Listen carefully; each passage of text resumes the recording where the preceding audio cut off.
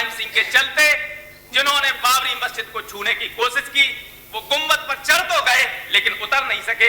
ये रिकॉर्ड है और इस बात का समाजवादी पार्टी और उसके नेता को न कभी अफसोस था और न रहा है, न रहेगा। चाहे उसको मौलाना मुलायम सिंह कहें, चाहे मुल्ला मुलायम सिंह कहें, चाहे हिंदू माने, चाहे हिंदू न माने, चाहे हिंदू वोट दे उनको, चाहे न दे। तो क्या वे अधिकारी इस बात से बच सकते हैं कि राष्ट्रपति शासन लागू होने के 30 घंटे तक उनको किसने रोक रखा था? या हिंदुस्तान के गृह मंत्री का निर्देश था कि गोली न चलाई जाए? जिन्हें आप रामलला कहते हैं, क्या मस्जिद में वो अनऑथराइज्ड ऑक्यूपेंट नहीं? लेकिन ये निश्चित है कि वहां एक मस्जिद थी, उसको राम जन्मभूमि के नाम से क्यों लिखती आ रही है?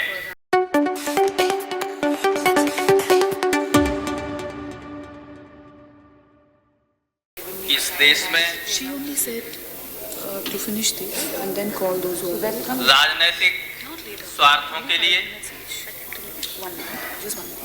और अलोकप्रियता से बचने के लिए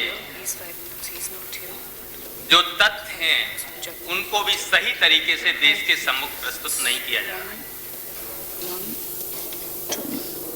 अयोध्या में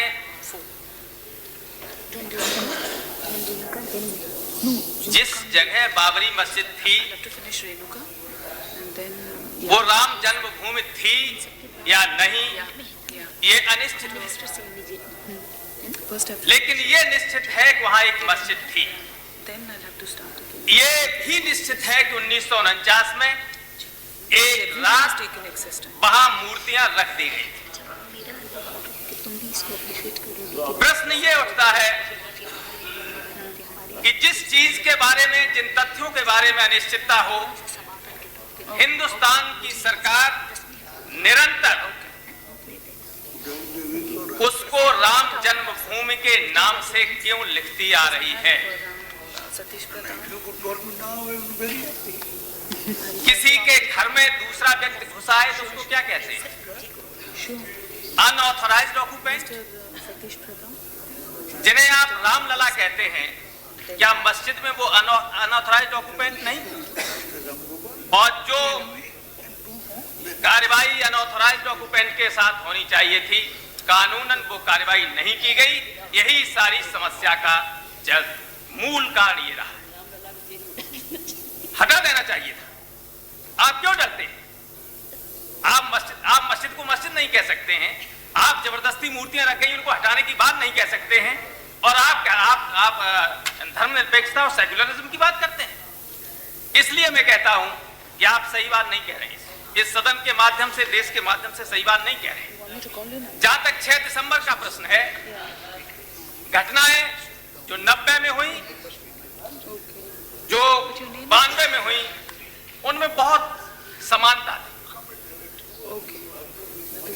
मैं अभी 2 दिन पहले मुफ्ती मोहम्मद साहब बोल रहे थे, 90 में हिंदुस्तान के गृह मंत्री थे। मैं सदन के पटल पर यह कहना चाहता हूं, सदन के सामने यह कहना चाहता हूं, वो उस वक्त भी जो रथ यात्रा प्रारंभ की गई थी वो हिंदुस्तान के तत्कालीन प्रधानमंत्री की राय और सहमत से हुई, और इस वक्त भी जो अयोध्या में हुआ वो हिंदुस्तान की केंद्रीय सरकार की मौन सहमति से हुआ, उसकी खामोशी के चलते हुआ। अंतर सिर्फ ये था कि केवल उस वक्त मुलायम सिंह सहमत नहीं हुए थे।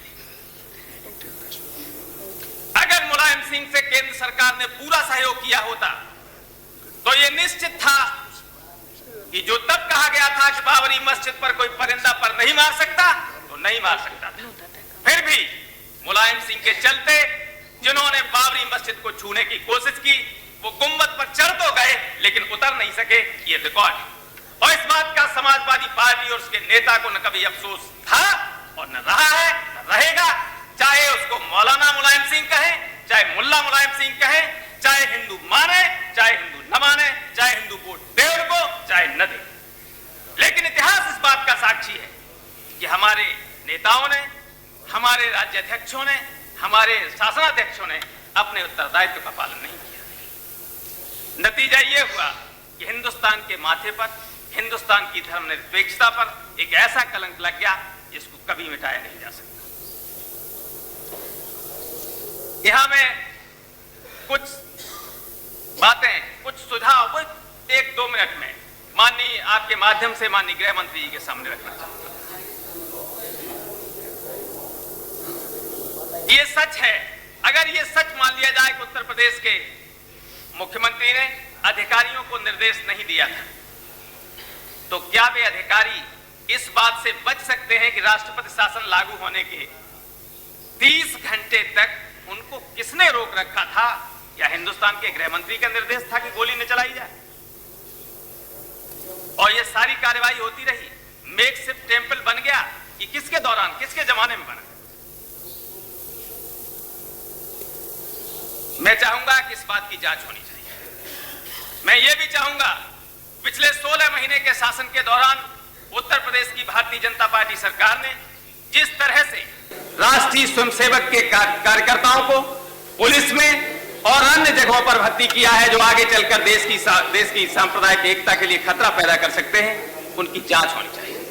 उन अधिकारियों की जांच होनी चाहिए जिनकी बैकग्राउंड आरएसएस की है।